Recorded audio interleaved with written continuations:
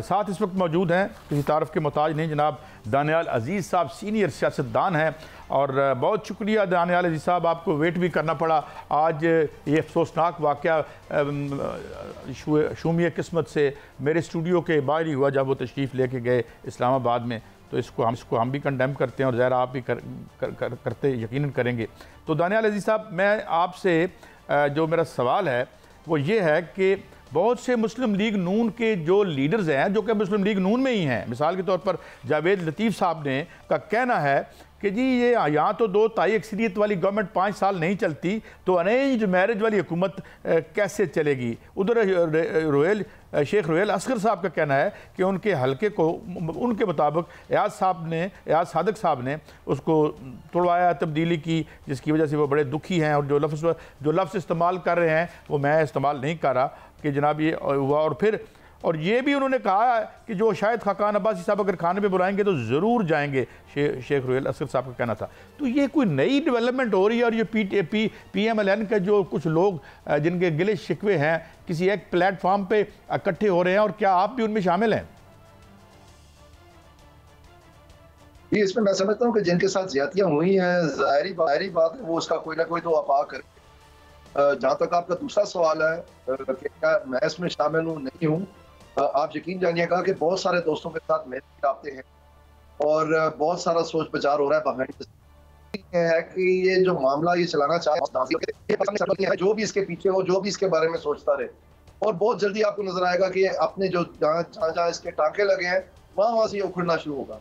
और असल बात ये है, ये सब कुछ करके भी पाकिस्तान को शिकस्त करके भी, तबाही मचा के भी कुछ हासिल हुआ है।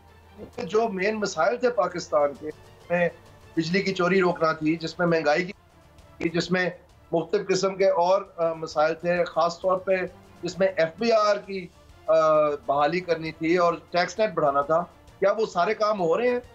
जो कोशिश की हुकूमत ने उसमें तबाही हासिल हुई है। और आज आप देखें पूरे का पूरा कोशिश हो रही थी कि एग्रीकल्चर वो वाहिद तरीका कार है जिससे पाकिस्तान की मईशत को उठाया जा सकता है, और अब सारे के सारे काश्तकारों की भी कमर तोड़ दी और सिर्फ चंद ठेकेदारों को जो है ना खुश करने। ये जो मार्च में इंपोर्ट हुई है, कितनी ज्यादती की बात है। कहाँ गई वो इंक्वायरी रिपोर्ट? क्यों वो चुप हो गई? ठीक है जी, हमारे बच्चे भूखे मरे, आपने बहुत अच्छा किया, जरा भी नहीं। और मैं समझता हूँ कि ये बहुत बड़ा फेलियर है कि उसको कवर अप किया जा रहा है, क्योंकि वाज़े तौर पर इस हुकूमत के दौरान 8 लाख टन जो मार्च के महीने में इंपोर्ट हुआ है वो बिल्कुल गैर कानूनी था। फरवरी की 28 तारीख तक तो इंपोर्ट खत्म हो जानी थी, और ये बहुत बड़ी ज्यादती की है। और वो गंदम मंगाई है जिसमें कीड़े हैं।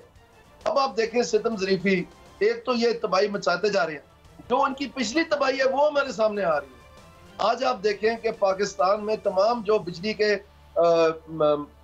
अदारे हैं, डिस्कोस जिनको कहते हैं, डिस्ट्रीब्यूशन कंपनी है, उन सारों के बोर्ड्स को बरतरफ कर दिया गया, मासवाए जो सखर की है और जो हैदराबाद की है, जो कि बाय द वे सबसे ज्यादा लॉसेस के जिम्मेदार हैं।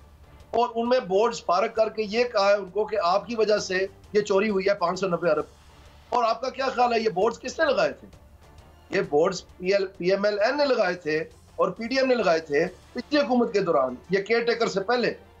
तो वो ये बोर्ड्स की ऑब्वियसली स्टफिंग हुई, उसमें से बहुत सारे लोग जो है वो MPA बन गए टिकट लेके और बोर्ड में बरकरार रहे। तो ये एक किस्म का मौज मेला करवाने के लिए लोगों को वहां नामजद कर दिया था, और अब खुद ही तस्लीम करना पड़ा कि इनकी वजह से ये चोरी हुई है। यानी जो हमारे बिजली के बिल महंगे हैं वो PMLN की मिस गवर्नेंस की वजह से हुआ है, और हम नहीं कह रहे, वो खुद तस्लीम कर रहे हैं और उन सालों को बरतरफ कर दिए। और आपका क्या ख्याल है, इनको बरतरफ करके भी आपका क्या ख्याल है ये चोरी पकड़ी जाएगी?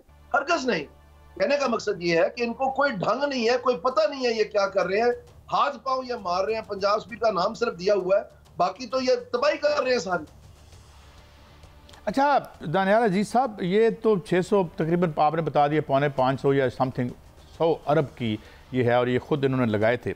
आज एक और भी डेवलपमेंट हुई, एक तरफ तो इन्होंने ये बोर्ड जो है इन्होंने डिज़ोल्व किए, साथ ही इकनॉमिक एडवाइजरी काउंसिल बनाई जाती है, और उसमें जो है जी बिजली ठीक करें, ये ठीक करें, वो ठीक करें। उसमें IPPs के जो खुद प्रोड्यूसर स्टेक होल्डर्स हैं वो खुद मौजूद हैं। They might be very upright और बड़ी डिग्निटी वाले बंदे होंगे, मगर आप जो है कैसे मुकर्रर हो सकते हैं उस मामले को दुरुस्त करने के लिए जिसके बारे में मुबैना तौर पर हर आदमी कह रहा है कि खुद आपने ख़राब किया है?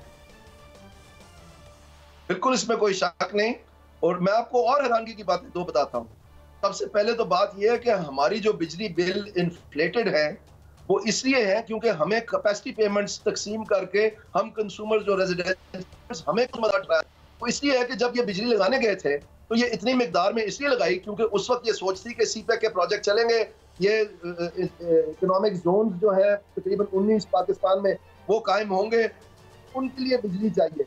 और आप हैरान होंगे कि आज तक वो इकोनॉमिक जोन कोई एक भी जो है फुली फंक्शनल नहीं हो सकता।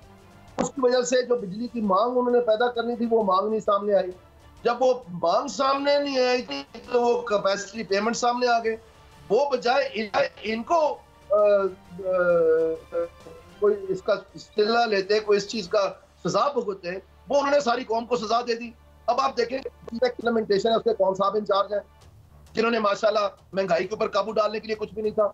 और ये जो आप इकोनॉमिक एडवाइजरी कमेटी की बात कर रहे हैं, आपको ये भी मालूम होना चाहिए कि इस वक्त government of Pakistan 1973 rules of business के तहत कभी कहते हैं कंसल्टेंट ला रहे हैं, कभी कहते हैं कि फाइनेंस मिनिस्टर साहब बताएंगे। तो भाई वो किधर पूरी इकोनॉमिक प्लानर्स ग्रुप जो है वो सारा उनके पास है, थिंक टैंक है वो इकोनॉमी के गवर्नमेंट का। और उल्टा जो सीपैक का दफ्तर बना हुआ था, जो लगा हुआ था, वो भी डिसॉल्व करके अपने पास ले गए। और अब हमें महंगी बिजली उनकी वजह से लेनी पड़ रही है, ये कैपेसिटी पेमेंट्स के हवाले से। और आप हैरान होंगे, एक और आपको चलें बात बताता हूँ। ये जब आईपीपीज की रिनेगोशिएशन हुई थी कॉन्ट्रैक्ट्स की, क्योंकि बहुत सारे ऐसे थे जिनकी मुद्दत पूरी हो गई थी, यानी पाकिस्तान की गरीब अवाम की उनसे जान छूटने लगी थी कि डॉलर में इनको हम कैपेसिटी पेमेंट दें, और वो यहाँ पर आके पानी हमारे बिल्कुल ना तले आ गया था।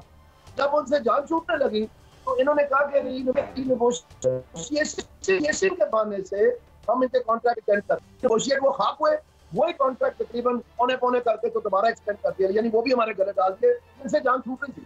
ये है इनकी गवर्नेंस और ये इनकी बात। अच्छा दानियाल अजीज साहब, अभी इस पे बात दोबारा भी हम करेंगे, मगर ये जो बोर्ड थे इसमें तो उसमें तो वो लोग भी थे कि जो उन्होंने बाद में इस्तीफे दे के MNA MPs के इलेक्शन भी लड़े। तो ये प्रैक्टिस है दुनिया में कहीं और? ये जी बोर्ड्स की बिल्कुल स्टफिंग हुई है फेवरेट के साथ। और आखिरकार जब पाकिस्तान तबाह हो गया, जब उनको महसूस हुआ कि अब हम तबाही मचा बैठे हैं काफी, अब उन सारों को निकाल दिया। ये क्या कि आपने चोरी किया। ओ भाई, अगर उन्होंने चोरी किया तो जिन्होंने उनको लगाया वो क्या जिम्मेदार नहीं है? उन्होंने क्या सोच के इनको लगाया था कि आप मौज मेला लें, इलेक्शन के लिए पैसे इकट्ठे कर लें और फिर आके मान ली इलेक्शन लड़े? ये सोच थी। ये जो 90 की दहाई की सोच है, ये जा ही नहीं सकती नून लीग में से। मैं खुद इसका शिकार रहा हूँ, इसके खिलाफ लड़ता रहा हूँ जब मैं नून लीग में था। अच्छा दानियाल अजीज साहब, माय लास्ट क्वेश्चन, ये फरमाइए कि कितने लोग आपको लगता है कि जो खाकान अब्बासी साहब, ये नंबर वन आपकी जो सियासी विजन है ये कितनी इफेक्टिव होगी पार्टी, क्योंकि ये टूट के उधर से ही आ रही है, और ये कितनी तोड़ फोड़ कर पाएगी, अगर कर पाएगी, क्योंकि PMLN एक पुरानी पार्टी है और बड़ा उसका ज़ाहिर रूट्स तो हैं, चाहे ज़ाहिर आजकल वो इतनी पॉपुलर नहीं है। दानियाल साहब, I'm sorry, जरा क्वेश्चन रिपीट कर सकेंगे आप? जी, मैं दानियाल साहब ये कह रहा हूँ कि आप क्या समझते हैं जो नया ये आउटफिट या पार्टी बन रही है, ये कितना डेंट डाल सकती है जो है इस PMLN को, कि ये जो आप कह रहे हैं कि डिसग्रंटल्ड एलिमेंट्स हैं, और ये कितनी इफेक्टिव होगी ये पार्टी, आपको क्या नजर आता है?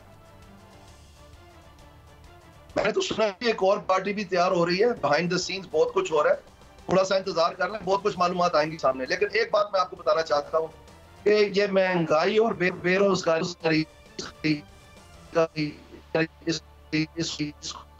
इसको रोकना कोई आसान काम नहीं है।